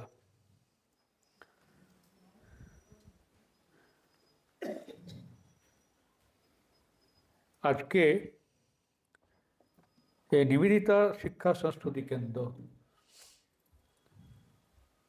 যেখানে নিবেদিতা তার শেষ নিঃশ্বাস ত্যাগ করেছিলেন, তারই স্মৃতিপুত বাড়িটি এটি, যেটি আমাদের পশ্চিমবাংলার মাননীয় মুখ্যমন্ত্রী তিনি আমাদের এই বাড়িটি তিনি আমাদের হস্তান্তর করেছেন। আমরা সবাই জানি হস্তান্তরের সময় এই বাড়িটি কী অবস্থা ছিল আর এখন কী অবস্থা হয়েছে, আমূল পরিবর্তন। প্রথমে যে আমরা গান শুনলাম ভবসাগর তার অনকার নহে, এটি শ্রীরামকৃষ্ণের শিষ্য দেবেন্দ্রনাথ মজুমদারের লেখা। এখানে গুরুবন্দনা বলতে শ্রীরামকৃষ্ণেরই বন্দনা। আমাদের গুরু ইষ্ট হচ্ছেন কি? শ্রীরামকৃষ্ণ। তারপর প্রজ্ঞাসানন্দজি মহারাজ তাকে আজ সকালে অনুরোধ করেছিল দুপুরবেলা, খাওয়ার আগে যে আমাদের শিলিগুড়ি মহারাজ আসছেন না, তুমি বলো। এই সময়ের মধ্যে চিন্তা ভাবনা করে আমাদের একটা বেশ সুন্দর করে শ্রীরামকৃষ্ণ সম্বন্ধে আমাদের কাছে উপস্থাপিত করেছেন। এই নিবেদিতার সঙ্গে আমাদের প্রজ্ঞাসনী মহারাজ বললেন যে গোপালের মা, গোপালের মার সঙ্গে নিবেদিতার একটা বিশেষ সম্পর্ক ছিল। তিনি নিবেদিতার সম্বন্ধে অনেক শুনেছেন। একদিন তিনি বাগবাজারের রাস্তাতে হাঁটছিলেন, তখন নিবেদিতা নিবেদিতা যাচ্ছিলেন, তো সঙ্গে ছিলেন এই যে নরেনের মেয়ে বলে তাকে হাত ধরে চলতে আরম্ভ করলেন। প্রথম জীবনে অরমণী দেবী, যাকে আমরা গোপালের মা বলি, খুব আচারী ছিলেন, কিন্তু শ্রীরামকৃষ্ণের সংস্পর্শে এসে তার সান্নিধ্যে এসে সে আচার পাচার সব উঠে গিয়েছিল। আর নিবেদিতাকে তিনি খুব ভালোবাসতেন। আর সবচেয়ে আনন্দের কথা, যখন তার খুব অসুখ হয় তখন তিনি যেখানে থাকতেন সেখান থেকে তাকে নিয়ে আসা হলো। নিবেদিতা তার ওই 16 বাজার বোসপাড়ার এনেতে তার অনেক সেবা করেছিলেন। তিনি জানতেন যে উনি ব্রাহ্মণী বিধবা, তাই তিনি একজন রাঁধুনিকে ছিলেন, সে রান্না করে খাওয়াতো এবং খুব সেবা করেন। একটা ছবি আছে দেখবেন, যে বসে আছে, শুয়ে আছেন গোপালের মা, আর তার পদতলে নিবেদিতা বসে আছেন। এবং কখনো কখনো তিনি ডাকতেন, সেই ডাকের অপেক্ষায় নিবেদিতা বসে থাকতেন। তারপর তার শরীর যায়, তখন নিবেদিতা নগ্ন পদে তার শ্মশান যাত্রী হয়েছিলেন এবং ফিরে আসার পর যেমন লোকের নিয়ম মেনে 13 দিনের দিন একটা ভণ্ডারা দিয়েছিলেন নিবেদিতা। এমনই তাই গোপালের মার প্রতি তার ভালোবাসা, শ্রদ্ধা, ভক্তি সব ছিল। নিবেদিতা একটা চিঠিতে লিখেছিলেন, humanly speaking, without Rani Rashmoni there is no Dakshineshwar. Without Dakshineshwar, there is no Ramakrishna. Without Ramakrishna, there is no Swami Vivekananda. Without Swami Vivekananda, there is no Western mission. তার সঙ্গে আমরা যুক্ত করতে পারি যে উইদাউট নিবেদিতা শ্রীরামকৃষ্ণের যে স্বপ্ন ছিল নারী জাগরণ, সেই স্বামীজি যেটাকে ধরে নিয়েছিলেন, সেই নারী শিক্ষার জন্যই নিবেদিতাকে দিয়ে তিনি প্রথম করিয়েছিলেন। নিবেদিতা না থাকলে আমাদের রামকৃষ্ণ মিশনের যে প্রথম নিবেদিতা বিদ্যালয় আমরা বলি, আগে রামকৃষ্ণ স্কুল ছিল, সেটি গড়ে উঠেছিল প্রথম আমাদের স্কুল আমাদের মেয়েদের জন্য। আবার নিবেদিতার না থাকলে ভারতের স্বাধীনতা আন্দোলনের পশ্চাৎপদ হয়ে যেত। তিনি ওতপ্রোতভাবে রামকৃষ্ণ সংঘ থেকে তিনি ত্যাগ করে, লিখিতভাবে ত্যাগ করে, আত্মিকভাবে নয় বাহ্যিকভাবে ত্যাগ করে তিনি ভারতবর্ষের স্বাধীনতা আন্দোলনের সঙ্গে যুক্ত হয়েছিলেন এবং তারই অনুপ্রেরণায় কত বিপ্লবী কতভাবে এই দেশের জন্য কাজ করেছেন। সেই জন্য এই নিবেদিতার কথা বলতে গিয়ে এটি বলতে হলো। এই বললেন যে উইদাউট রাসমণি না থাকতেন তাহলে আমরা দক্ষিণেশ্বর পেতাম না। রানী রাসমণি প্রথম যিনি শ্রীরামকৃষ্ণকে চিনেছিলেন। শ্রীরামকৃষ্ণের আমরা কথামিত পড়ি, তাদের কয়েকটি কথা পাই যে মানুষের জীবন হবে ঈশ্বর কেন্দ্রিক, ভগবত কেন্দ্রিক। আর কি যে অর্থাৎ 15 নম্বর ঈশ্বর রাখতে হবে, 11 নম্বর সংসার করতে হবে। আরেকটি কথা তিনি বলেছিলেন, কথামিতের মধ্যে আছে যে নিজের মেয়েতে 1000 টাকা খরচা, পাশের বাড়ি মেয়েকে খেতে পাচ্ছে না, তা দৃষ্টি দিই না। তাকে স্বামী বলছেন লিভ ফর আদার্স, অপরজনে করো, অপরজনে কিছু করো। আর টাকার সৎ ব্যবহার করা। টাকার অনেকেই থাকে, অনেকেই টাকা উপার্জন করে, তখন টাকার সদ্ব্যবহার হয় না। রানী রাসমণির জীবনে আমরা দেখি শ্রীরামকৃষ্ণ কথিত এই কথাগুলি একেবারে পরিপূর্ণ হয়েছিল। সেই রানী রাসমণির কিছু কথা আজকে আমি আশীর্বাণী রূপে আপনাদের কাছে উপস্থাপিত করব। আপনারা জানেন হালিশহর, যেখানে রাসমণির জন্ম হয়েছিল, খুব গরিব বাড়ি মেয়ে, বৈষ্ণব ছিলেন তারা। তা বাবা হরেকৃষ্ণ দাস, মাতা রমাপ্রিয়া খুব ধর্মপ্রাণ ছিলেন। যেমন গরিব বাড়ি হলে হয়, সেই রকম রানী রাসমণি, রানী নামটা কিন্তু তার মার দেওয়া, বাড়ির নাম রাসমণি, রানী বলে তার মা ডাকতেন। অল্প বয়সে তিনি মাকে তার হারান তিনি। কিন্তু মায়ের যতদিন ছিল মায়ের কাজে তিনি খুব সহায়তা করতেন। তার অনেক ভাই বোন ছিল, তাদেরকে তিনি দেখাশোনা করতেন। আর তার বাবা খুব কথা করতেন। এই গ্রামের মধ্যেতে রাত সন্ধ্যাবেলা সব একসঙ্গে জড়ো হতো, তাতে মহাভারত, রামায়ণ এবং তিনি কথা পাঠ করতেন, লোকে শুনতেন। সেই রানী রাসমণি যখন একদিন গঙ্গা স্নান করতে গিয়েছেন, সেই সময়তে একটা বজরা থেকে কয়েকজন লোক তাকে লক্ষ্য করছিল। তাদের মধ্যে একজন ছিলেন জন্য রাজকুমার দাস বলে একজন ছিলেন, জানবাজারের তিনি জমিদার। তিনি তাকে মেয়েটিকে দেখে খুব ভালো লেগে গেল, খোঁজ নিলেন। যদিও তার দুটো আগে বিয়ে হয়েছিল, কিন্তু কেউ মারা যান। তার বাবা পীতাম্বর দাস খুব গরিব ছিলেন। তিনি নিজের সততার সাহায্যে, পরিশ্রমের সাহায্যে, বুদ্ধির সাহায্যে তিনি অনেক সম্পত্তি অধিকারী হয়েছিলেন। সেই পীতাম্বর দাসের ইচ্ছে ছিল যে আবার রাজকুমার দাস বিবাহবন্ধনে আবদ্ধ হন। যখন এই কথা শুনলেন, তখন তার লোক পাঠালেন। রানী রাসমণির বাবা হরেকৃষ্ণ দাস সেটা সম্মত হলেন, বিয়ে হয়ে গেল। এসে গেলেন, বিয়ে হয়েছিল তো এই রাজকুমার দাসের বাড়িতে। আপনারা যে কলকাতায় যান, জানবাজারে এখনও রানী রাসমণির কুঠি আছে, যেটি যিনি রাজকুমার দাস তখনকার দিনে তৈরি করেছিলেন। বিরাট প্রাসাদ, প্রায় 300টা ঘর, অনেক কিছুই আছে ওখানে, এবং সেখানে 12 মাসে তার পার্পণ হয়েছিল। এই বাড়ি বধূ হয়ে যখন এলেন রানী রাসমণি, তখন তিনি তার মাথা ঘুরে যায়নি।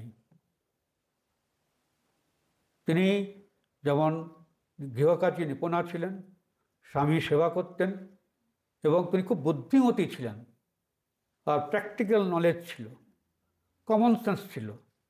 তখন রাজকুমার দাস কোনো কাজ করতেন, তার স্ত্রীর সঙ্গে পরামর্শ করে করতেন।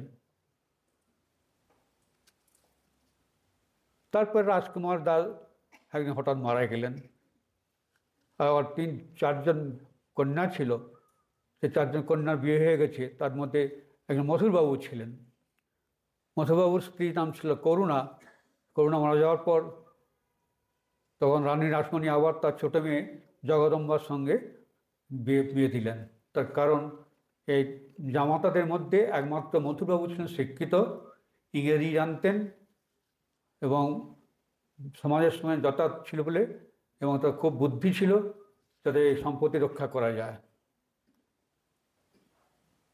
তার সাহায্যে রাসমণি তার বিরাট এস্টেট পরিচালনা করতেন। অনেক এস্টেট তার ছিল।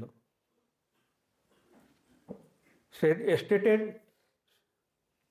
যখন এই রাজকুমার দাস মারা যায়, তখনকার দিনে যে রবীন্দ্রনাথ ঠাকুরের ঠাকুরদা, প্রিন্স দ্বারকানাথ ঠাকুর এবং আর অন্যান্য সব তার বন্ধু ছিল, তিনি এসে প্রস্তাব করলেন রানী রাসমণির কাছে যে এত বড় স্টেট, একজন দেওয়ান দরকার, ম্যানেজার দরকার, আমি ম্যানেজারের কাজ করতে পারি। তখন তো রাসমণি চিকের আড়াল থেকে, পর্দার আড়াল থেকে বলছেন যে হ্যাঁ ঠিক কথা, কিন্তু আমি তো শুনেছি আপনি আমার স্বামীর কাছ থেকে বহু টাকা ধার নিয়েছিলেন, সেই টাকা আগে শোধ করুন, তারপরে আমি চিন্তা ভাবনা করব। তখন দ্বারকানাথ বললেন যে পরে আপনাকে ভেবে বলবো। পরের দিন এসে বললেন, না, অত আমার ক্যাশ টাকা নেই, আমার একটা এস্টেট আপনাকে আমি দিয়ে দিচ্ছি। তো এস্টেটটা নিয়ে নিলেন, লেখাপড়া হয়ে গেল। তখন রান্না বললেন, আপনি এত সম্মানীয় ব্যক্তি, আমার ওখানে কাজ করবেন, এটা আপনার শোভা পায় না। এগুলো তাকে এস্টেট বাদ দিয়ে দিলেন। তারপর রানী রাসমণি তার পেয়েছিলেন তার বাড়ির মানে তার শ্বশুরবাড়ির লোকেরা এক সন্ন্যাসীর কাছ থেকে রঘুবীর শিলা সেটি পুজো করতেন, ভালো হবে বলে সেটি তিনি পুজো করতেন রাজকুমার দাস, দিয়ে চলে গেলেন। পরে আবার তো এসেছিলেন। সেই রঘুবীরের সেবা তিনি করতেন এবং আর দান ধান খুব ছিল। তিনি যখন একবার স্নান করতে গেছেন, যে স্নানের ঘাটে কলকাতাতে খুব অবস্থা খুব খারাপ, তো তার স্বামীকে বললেন যে ঘাট তৈরি করে দিয়ে। তো বাবুঘাট আমরা বলি, বাবুঘাট ওই তার রানী রাসমণির স্বামী তৈরি করেছিলেন। আর বাবুঘাট থেকে জাহানাবাজ বাজারের রাস্তাটাও তিনি তৈরি করে দিয়েছিলেন। এছাড়া আইরিটোলাতেও একটা ঘাট করে দিয়েছিলেন। আর নিমতলা যেখানে মুমূর্ষু রোগীরা যেখানে থাকে তার বাড়ি করে দিয়েছিলেন। একবার গঙ্গাতে কীভাবে তিনি প্রজাদের মানুষকে রক্ষা করেন তার কি সবাই জানি আমরা, যে জেলেরা মাছ ধরত, মাছ ধরতে ব্যবসায়ীটা তার জীবিকা ছিল। কিন্তু ইংরেজ সরকার তাদের উপর ট্যাক্স করলেন। সে ট্যাক্স মকুব করার জন্য জেলেরা অনেক একের কাছে গেল, কেজি করতে বললেন। তো রানীমার কাছে এলেন, না ঠিক আছে আমি চেষ্টা করছি। তখন তিনি ইংরেজদের কাছ থেকে 10,000 টাকার বিনিময়ে তিনি ওই গঙ্গার ইয়েটা নিয়ে নিলেন, গঙ্গার মাছ ধরা যেখান করে দিয়ে দুদিকে শিকল বেঁধে দিলেন, যাতে কোনো জাহাজ না ওখানে যেতে না পারে। আর তিনি যুক্তি দেখালেন যে জাহাজ চলাচল করলে মাছের ধরতে পারে না, আর একমাত্র মাছের জীবিকা। তখন বাধ্য হয়ে কম্প্রোমাইজ করতে করলো ইংরেজ সরকার, ট্যাক্স তুলে দিলেন, ভেসে গেল। এইভাবে অনেক তার জনহিতকর কাজ আজ রয়েছে। তিনি যখন পুরীতে গিয়েছিলেন, পুরীর রোড রাস্তা তৈরি করে দিয়েছিলেন এবং অন্যান্য তীর্থক্ষেত্রে গিয়েছিলেন, সেখানে তার ব্যবস্থা করেছিলেন। তারপর তার ইচ্ছে হয়েছিল যে কাশী বিশ্বনাথ অন্নপূর্ণা দর্শনে যাবেন। কেউ কেউ বলেন সেটি যাওয়ার জন্য বিশাল আয়োজন হয়েছিল, 25টি বোট, 25টি বজরা। কিন্তু শ্রীরামকৃষ্ণের লীলা প্রসঙ্গে আছে শ্রীরামকৃষ্ণ 100টা বর্জা ছিল। যাওয়ার আগের দিন, কেউ যাওয়ার আগের দিন, কেউ বলে যে যাত্রা করে দক্ষিণেশ্বর যেখানে আছে ওইখানে থেকে তিনি একটি মা অন্নপূর্ণার কাছে স্বপ্নাদেশ পান। মা অন্নপূর্ণা বলেন যে তোর কাশি এসে কাজ নেই, তুই আমাকে ওখানে প্রতিষ্ঠা কর, আমার পূজা প্রচলন কর এবং ভোগ রাগাদি দে। তিনি গেলেন না। কিন্তু এই তীর্থযাত্রার জন্য যে অর্থের প্রয়োজন, খরচ ছিল, সে খরচা কী করলেন তিনি? জিনিসপত্র যা ছিল তা গরিব দুঃখীদের বিলিয়ে দিলেন। আর তিনি জমি খুঁজতে লাগলেন। সবাই বলে যে পশ্চিমকুল বারাণসী সমতুল, কিন্তু পশ্চিম দিকের কোনো জমিদাররা তা দিল না কিছু। তখন বাধ্য হয়ে ওই দক্ষিণেশ্বরের কাছে এক ইংরেজের কাছ থেকে একটা কুঠি বাড়ি আছে, সেই কুঠি বাড়িটা এখন আছে, কুঠি বাড়ি সহ করলেন। আর খানিকটা অংশ একটা মুসলমানের কাছ থেকে কিনলেন। ওটি কুর্মপৃষ্ঠের মতো, শক্তি সাধনার প্রকৃষ্ট সময়। আর রাসমণি যে স্বপ্ন পেয়েছিলেন মূর্তি প্রতিষ্ঠা কর, কোথায় আমরা জানি না, নিশ্চয় তাকে বলেছেন যে কী মূর্তি হবে। সেই মূর্তি তিনি তৈরি করিয়েছিলেন এই কাটোয়ার দাইঘাটা নবীন ভাস্করের মাধ্যমে। নবীন ভাস্কর সুন্দর মূর্তি তৈরি করে, এখন যা মায়া মহতারানী বলি করে তিনি বাক্সবন্দি করে রেখেছিলেন। হঠাৎ রানী রাসমণির তার ইচ্ছে যে তাড়াতাড়ি প্রতিষ্ঠা করতে হবে, তখন মন্দির শেষ হয়নি। মন্দির প্রতিষ্ঠা করতে পঞ্জিকা দেখতে দেখা গেল স্নান যাত্রার দিন। কিন্তু এই মন্দির প্রতিষ্ঠার কার্যে কে করবে? বহু জায়গার তিনি তো কৈবর্ত ছিলেন, শুদ্ধ জাতীয় ছিলেন। শুদ্ধ জাতীয় তো তখনকার দিনের নিয়ম অনুযায়ী মন্দির প্রতিষ্ঠা করতে পারেন না, ভোগরাদি করতে পারেন না। তখন অনেক পণ্ডিত কাছে চিঠি লিখলেন, সবাই তো বললেন এটা শাস্ত্র বিরুদ্ধ। কিন্তু শ্রীরামকৃষ্ণের দাদা রামকুমার চট্টোপাধ্যায়ের কাছ থেকে, তিনি তখন ঝামাপো করেছিলেন, টলি পণ্ডিতি করতেন, তার কাছ থেকে এক ব্যবস্থাপত্র এলো।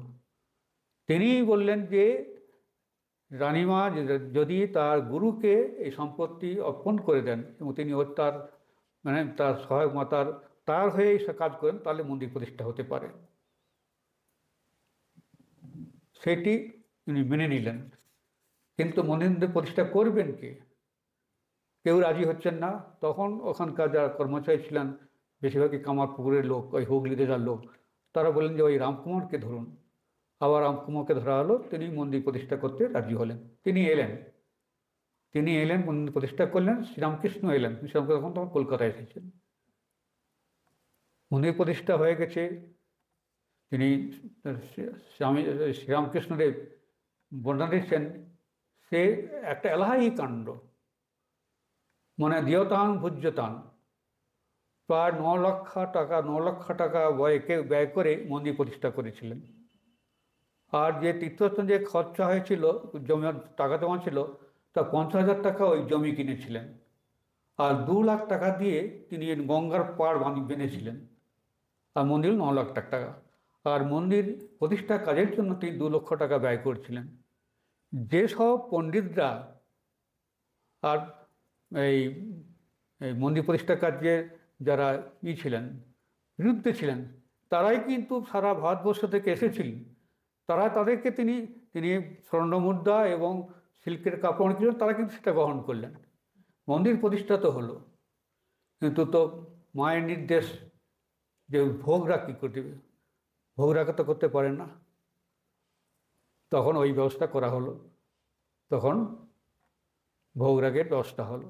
শ্রীরামকৃষ্ণ এলেন, তিনি প্রথমে ওখানে কিছু খাননি, মুড়ি কিনে খেয়েছিলেন। তারপর তখন এরা অনুরোধ করলো যে তাকে তো কোন তো ব্রাহ্মণ পাওয়া যাচ্ছে না এখানে, আপনি পুজো করুন। তিনি রাজি হলেন। রাজি হওয়ার পর তারপর 7 দিন পরে দেখলেন যে আসছেন না, শ্রীরামকৃষ্ণ এলেন।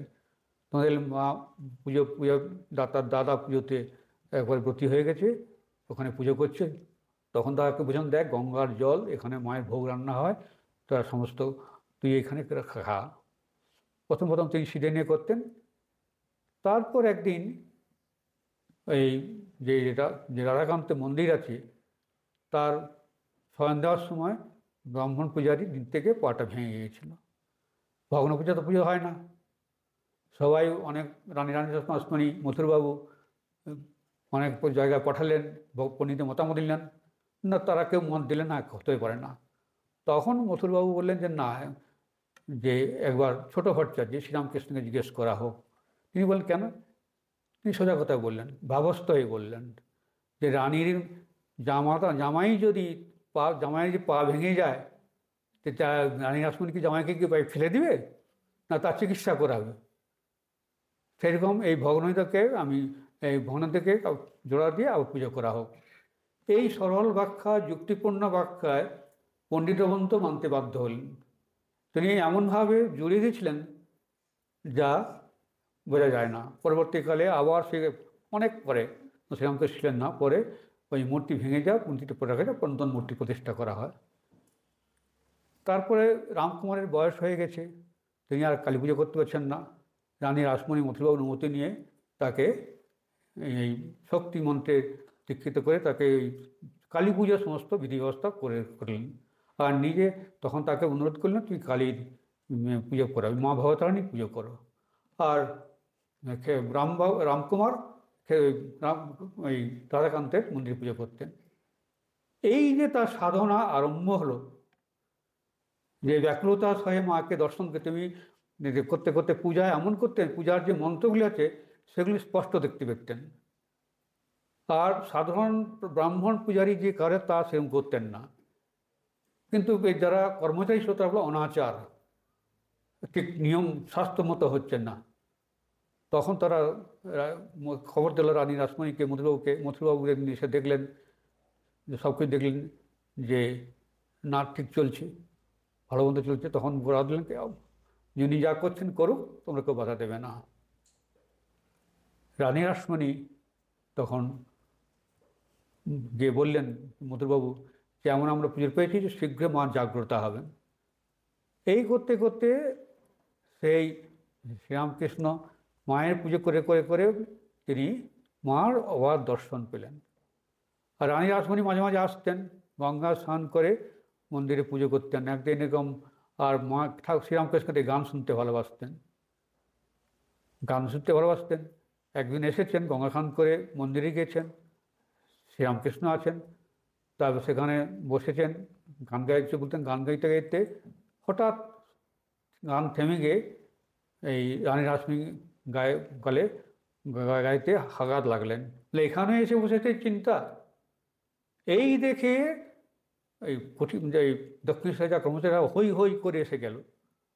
কিন্তু সাধিকা ছিলেন তো রানী রাসমণি, তার অন্তর্দৃষ্টি ছিল তো, তিনি নিজে অন্তর দিকে তাকালেন। হ্যাঁ তাই তো, আমি এতে মামলার কথা চিন্তা করছিলাম, শ্রীরামকৃষ্ণ জানলেন কী করে? নিশ্চয়ই নেই অন্যরকম, অন্য মহাপুরুষ। তখন তিনি যখন তার চেতনায় হলো, তখন দেখলেন যে বাইরে সব লোক রয়েছে। তখন তিনি বললেন, বুঝতে পারলেন ব্যাপারটা, একে কিছু করা যাবে না, একে কিচ্ছু হবে না, তোমরা যে যার মতো কাজে যাও। এই যে রানী রাসমণি, তিনি এই শ্রীরামকৃষ্ণকে এখানে পূজা করার সুযোগ দিয়েছিলেন বলেই আমাদের শ্রীরামকৃষ্ণ, আমাদের এই রামকৃষ্ণ সঙ্গ তৈরি হয়েছে। সেটা জগদম্বার ইচ্ছা। এবং যে এই যে টাকার যে সদ্ব্যবহার করা বললাম, তার জীবনটা দেখুন, তিনি তার কীভাবে তিনি তার ঈশ্বরকেন্দ্রিক জীবন ছিল। ভোরবেলা উঠতেন, যখন এই মূর্তি তৈরি হয় তখন তিনি তার ওই হবিষান্ন করতেন, 3 বার জপ করতেন, মাটিতে শুতেন। এইভাবে তিনি যতদিন না মূর্তিটি তৈরি হচ্ছে ততদিন তিনি করতেন। সাধিকা নালে হলেন, তিনি ছিলেন মায়ের অষ্টসখী। শ্রীরামকৃষ্ণ নিজেই বলেছেন মায়ের অষ্টসখীর 1 সখী। তার পূজা পোষণ করার জন্যই তাকে এই জগতে পাঠিয়েছিলেন, এই পাঠিয়েছিলেন তিনি। এবং তার এই মন্দিরের রক্ষণাবেক্ষণের জন্য এবং তার যাতে সুষ্ঠুভাবে পূজা অর্চাদি হয় তার জন্য তিনি অনেক সম্পত্তি করে দিয়েছিলেন। এবং এই টাকার সদ্ব্যবহার কী করে করতে হয়, তিনি অগাধরে যে যা চাইতেন তার কাছে তিনি তাকে তার প্রার্থনা পূরণ করতেন। অনেকে টাকা থাকলে তো আগেই বলেছি যে ঠিকমতো ব্যবহার করতে পারেন না, তার মন থাকে না, তিনি উদার মন ছিলেন। তারপরে যখন তার শেষ সময় হয়েছে, তখন তার একটা চিন্তা ছিল যে তখনও দিনাজপুরে একটা এস্টেট কিনেছিলেন, যেটি এই দক্ষিণেশ্বর মন্দিরের পূজাদির জন্য ব্যবহার করা হবে। সেইটা এখনও একটা ফ্যামিলি ট্রাস্ট আছে, রামকৃষ্ণ এই কালীমা কী বলে মা ভবতারিণী দক্ষিণেশ্বর দেবোত্তর ট্রাস্ট। সেই দেবোত্তর ট্রাস্টে ওইটি সম্পত্তি করা হয়নি। আর তিনি তো অসুস্থ হয়ে গেছেন খুব করে, এবং যখন অসুস্থ হয়ে গেছেন তারপরে যখন সেই মনে হলো হ্যাঁ সই করা হয়নি, তিনি সই করলেন, তারপরের দিন উনি মারা গেলেন। শ্রীরামকৃষ্ণ দেখলেন যে স্বয়ং মা জগদম্বা এসে তাকে নিয়ে যাচ্ছেন। আর যখন তার মুমূর্ষু অবস্থা, তখন কালীঘাটে একটা বাড়ি ছিল, সেই বাড়িতে রানী রাসমণিকে নিয়ে গেলেন। এবং নিয়ে গিয়ে সেখানে তিনি যখন তার মৃত্যু হচ্ছে, তার বাড়ির লোকেরা সব দীপমালা জ্বালিয়েছিল, বলে দীপমালা বন্ধ করে দাও, মা আসছেন। আর ঠিক সেই সময়ে কালীঘাটে কালী মন্দিরে কি সব আলো সব নিভে গেল। মা আলো করে তাকে দেখা দিলেন। মা বলে, মা তুমি এসেছো বলে মৃত্যুর কোলে ঢলে পড়লেন। এইভাবে তিনি তার যে অষ্টসখীর সঙ্গে মায়ের সঙ্গে মিলিত হলেন। এবং শ্রীরামকৃষ্ণের যে আগে যে কথাগুলি বললুম, সেগুলি রানী রাসমণির জীবনীটা আমরা বিস্তৃতভাবে পড়ি, তাহলে দেখব কীভাবে তিনি এই শ্রীরামকৃষ্ণের কথাগুলিকে নিজের জীবনে রূপায়িত করেছেন। যে ঈশ্বরমুখী আমাদের জীবন হবে, আর লোকের জন্য কিছু করতে হবে, অপরের জন্য কিছু করতে হবে, এবং টাকার সদ্ব্যবহার করতে হবে। আজকের এই নিবেদিতার কাছে নিবেদিতা তো নিজের জীবন দিয়েছিলেন। সেই নিবেদিতার বাড়িতে বসে তাই এই নিবেদিতার আসার যে মূল হোতা, রানী রাসমণি, দক্ষিণেশ্বর মন্দির তৈরি করেছে রাসমণি, তার স্মরণ করে আজকে আমরা এইখানে এই বক্তব্য সম্মেলনে আমি পরিসমাপ্তি গ্রহণ করছি। ওম শান্তি শান্তি শান্তি, হরি ওম তৎসৎ। এখন সমবেত ভক্তি গীতি পরিবেশনায় নিবেদিতা মিউজিক স্কুলের ছাত্রছাত্রী।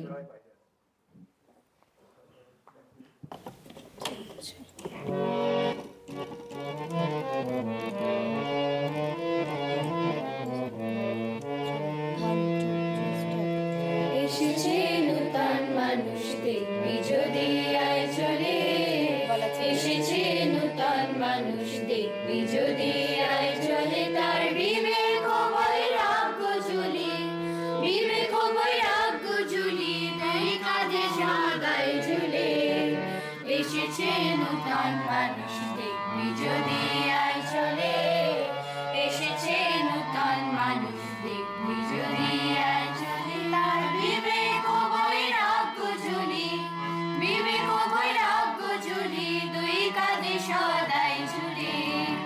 এসেছে নূতন মানুষ দেখবি যদি আয় চলে, এসেছে নূতন মানুষ দেখবি যদি আয় চলে।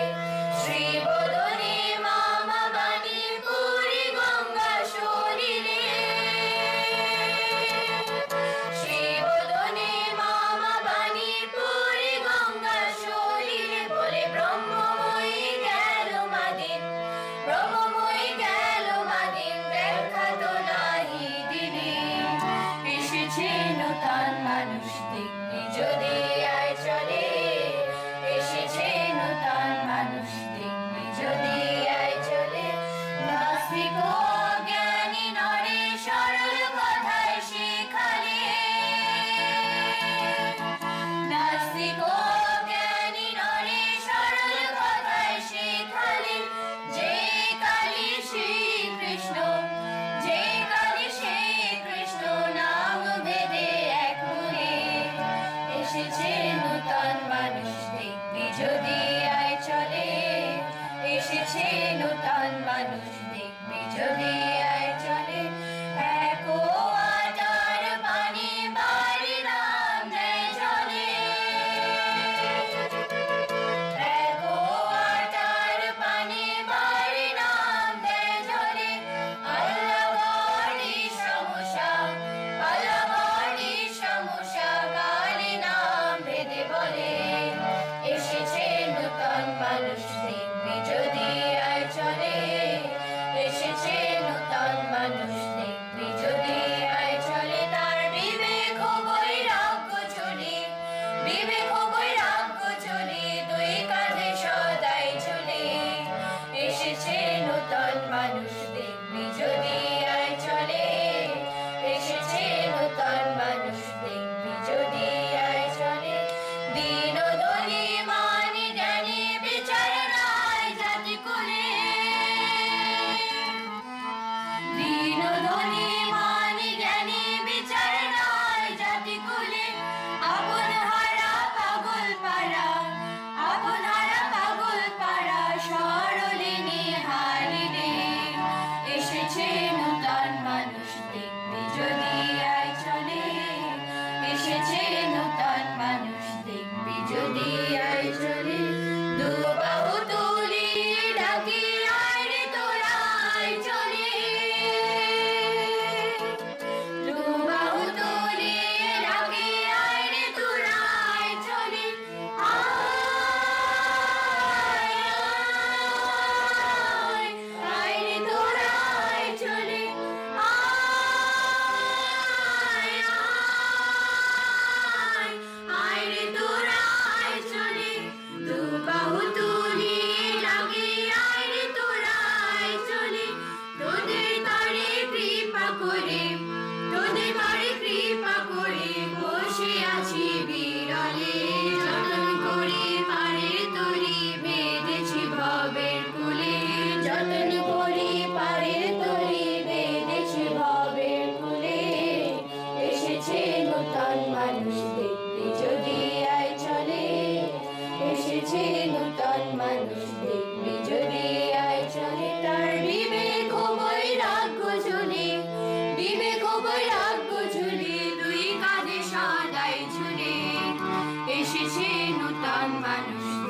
যদি আয় চলে এসেছে নূতন মানুষ দেখবি যদি আয় চলে এসেছে নূতন মানুষ দেখবি যদি আয় চলে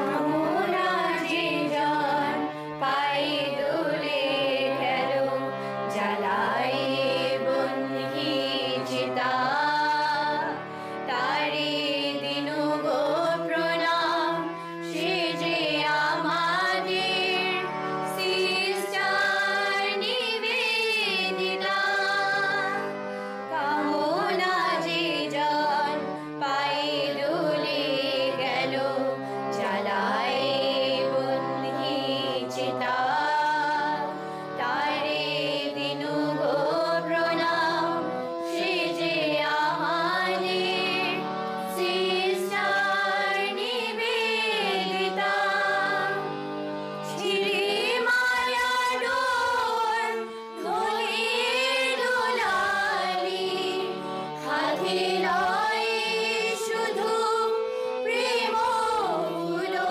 ডালি ছিড়ে মায়া ডোর ধরে দোলালি হাতে লয় শুধু প্রেম ফুলো ডালি ভারত তীর্থে সেই বিদেশিনী হয়েছিল উপনীতা তারে দিনু গো প্রণাম সে যে আমাদের সিস্টার নিবেদিতা